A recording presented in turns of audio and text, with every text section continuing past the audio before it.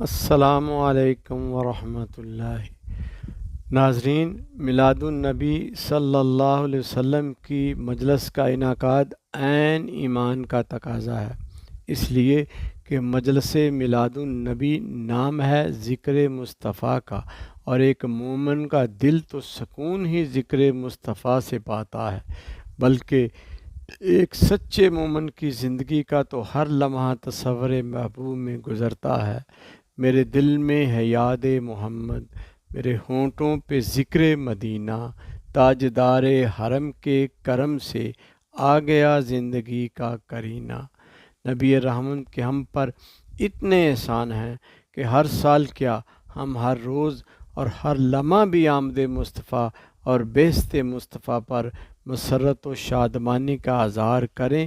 تو بھی حق غلامی ادا نہیں ہو سکتا۔ رہی یوم میلاد کو دہرانے کی بات، تو اس کے لیے پہلی مستند دلیل رسول اللہ کا یہ فرمان ہے کہ جب آپ سے پیر کے دن روزہ رکھنے کے بارے پوچھا گیا کہ آپ اس دن کا روزہ کس لیے رکھتے ہیں، تو آپ نے جواب میں ارشاد فرمایا، ذاکا یوم ولدت فیہ ہے، میں اس دن کا روزہ اس لیے رکھتا ہوں کہ یہ میرا یوم ولادت بھی ہے اور اسی روز مجھ پر نزول قرآن کا آغاز ہوا۔ لہٰذا نبی رحمت کا ہر 8ویں دن پیر کو یوم ولادت پر روزہ رکھ کر اظہار تشکر کو دہرانا اسلام میں یوم ولادت کے منانے کے تصور کو اجاگر کرتا ہے۔ لہٰذا مجلس میلاد النبی کا انعقاد یوم ولادت مصطفیٰ کا بار بار منانا اور دہرانا ہمارے لیے سنت کا درجہ رکھتا ہے۔ معترضین کی اس وسوسہ اندازی کہ اسلام میں صرف 2 عیدیں ہیں، لہٰذا تیسری عید بدعت و ناجائز ہے، آئیے اس پر پہلے ایک دلیل قرآنیہ سے رہنمائی لیتے ہیں۔ ارشاد ہوا، قال عیسی ابن مریم اللہم ربنا انزل علینا مائدۃ من السماء تکون لنا عیدا لاولنا وآخرنا۔ عیسیٰ ابن مریم علیہ السلام نے عرض کیا، اے اللہ، ہمارے رب، ہم پر آسمان سے خوان نازل فرما دے کہ اس کے اترنے کے دن ہمارے لیے عید ہو جائے، ہمارے اگلوں کے لیے بھی اور ہمارے پچھلوں کے لیے بھی۔ یہاں سے معلوم ہوا کہ جس روز اللہ کی خاص رحمت نازل ہو، اس دن کو عید بنانا اور خوشیاں منانا اور شکر بجا لانا مقربین و صالحین کا شعار ہے، جس کا ذکر قرآن میں ہماری رہنمائی اور ہدایت کے لیے کیا گیا ہے۔ معترضین اپنی دلیل میں حضور کی یہ حدیث بھی بیان کرتے ہیں کہ مسلمانوں کے لیے 2 عیدیں ہیں، ایک عید الفطر، دوسری عید الاضحیٰ۔ بلا شبہ حضور صلی اللہ علیہ وسلم نے ایک موقع پر ان 2 عیدوں کو شرعی حیثیت میں بیان کیا ہے، مگر سوال یہ ہے کہ کیا حضور نے عید کا لفظ کسی اور جگہ استعمال نہیں کیا یا استعمال کرنے سے منع فرمایا؟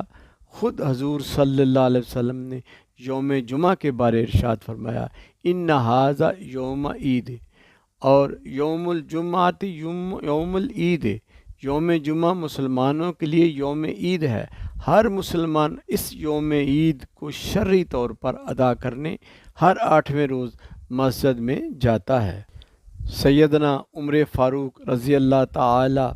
عنہ کا دور خلافت تھا کہ حضرت عباس نے تلاوت فرمائی، جس میں سورۃ المائدہ کی یہ آیت قرآنیہ پڑھی گئی، الیوم اکملت لکم دینکم واتممت علیکم نعمتی ورضیت لکم الاسلام دینا۔ وہاں پر موجود ایک یہودی کہنے لگا کہ اگر یہ آیت ہمارے ہاں اترتی تو ہم اس دن عید مناتے۔ عمر فاروق نے فرمایا، سنو، تم ایک عید کی بات کرتے ہو، جس دن یہ آیت قرآنیہ اتری ہماری اس دن 2 عیدیں تھیں، ایک یوم عرفہ اور دوسری یوم جمعہ۔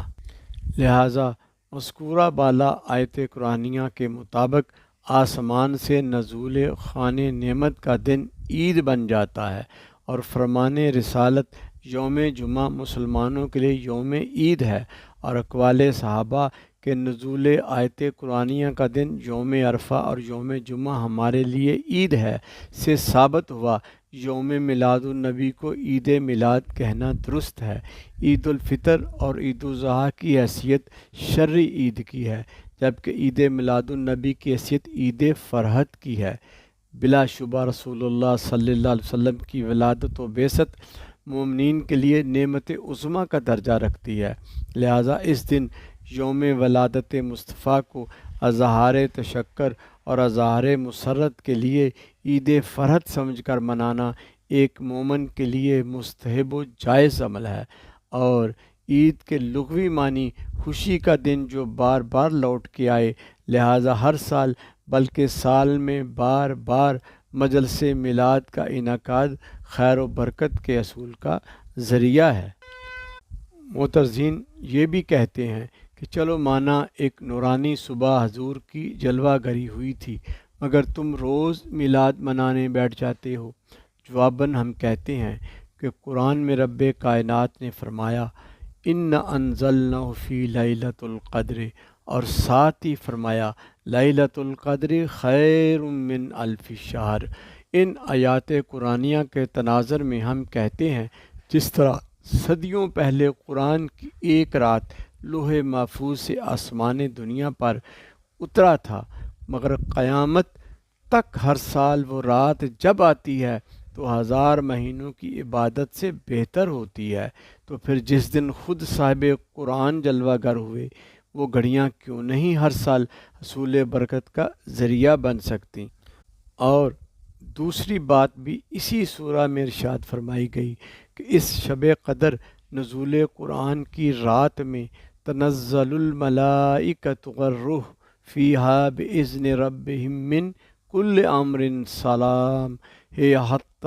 مطلع الفجر، کہ ہر سال جب نزول قرآن کی رات آتی ہے تو آسمان سے فرشتے سلامتی کی دعائیں لے کر اترتے ہیں۔ اسی کو دلیل بناتے ہوئے ہم کہتے ہیں کہ قرآن اترنے پر تو ہر سال اس رات فرشتے اتریں، پھر جس دن صاحب قرآن رحمت للعالمین خود جلوہ گر ہوئے، وہ گھڑیاں تو بلا شبہ ہر سال جب آتی ہیں تو اللہ کی رحمتوں کا نزول موسلا دار بارش کی طرح ہوتا ہے، اور ایسی مبارک ساعتوں میں ہم ولادت مصطفیٰ پر تشکر اور فرحت و مسرت کا اظہار بھی کرتے ہیں، اور دامن پھیلا کر بارگاہ عزتی میں عرض بھی کرتے ہیں کہ یا الہی ہر جگہ تیری عطا کا ساتھ ہو، جب پڑے مشکل شہ مشکل کشا کا ساتھ ہو، یا الہی بھول جاؤں نزا کی تکلیف کو، شادی دیدار حسن مصطفیٰ کا ساتھ ہو،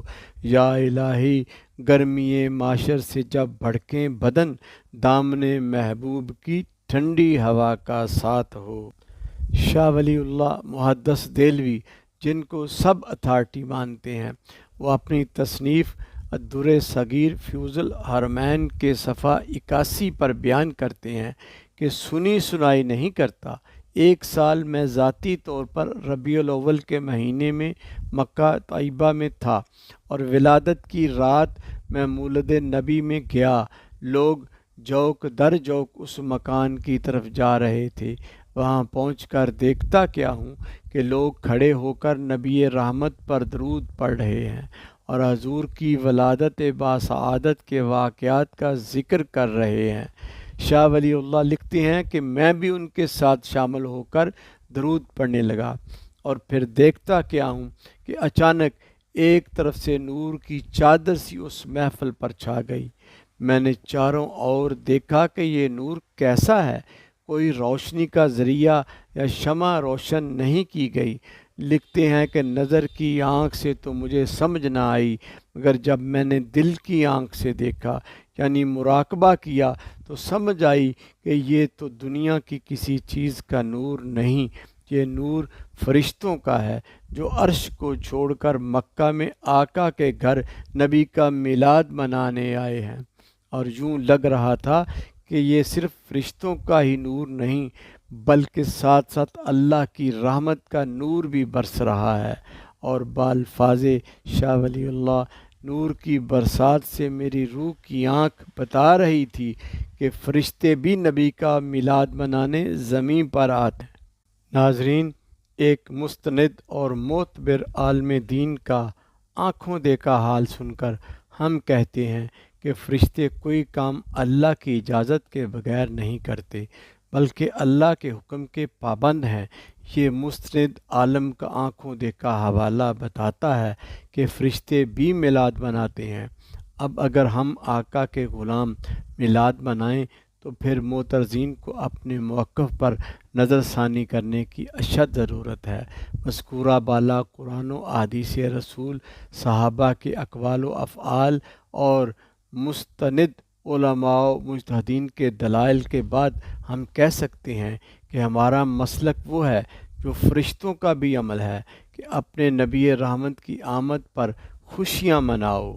فلک کے نظاروں، زمیں کی بہاروں، سب عیدیں مناؤ کہ حضور آ گئے ہیں۔ اٹھو غم کے مارو، چلو بے سہارو، خبر یہ سناؤ حضور آ گئے ہیں۔ وما علینا الا البلاغ المبین۔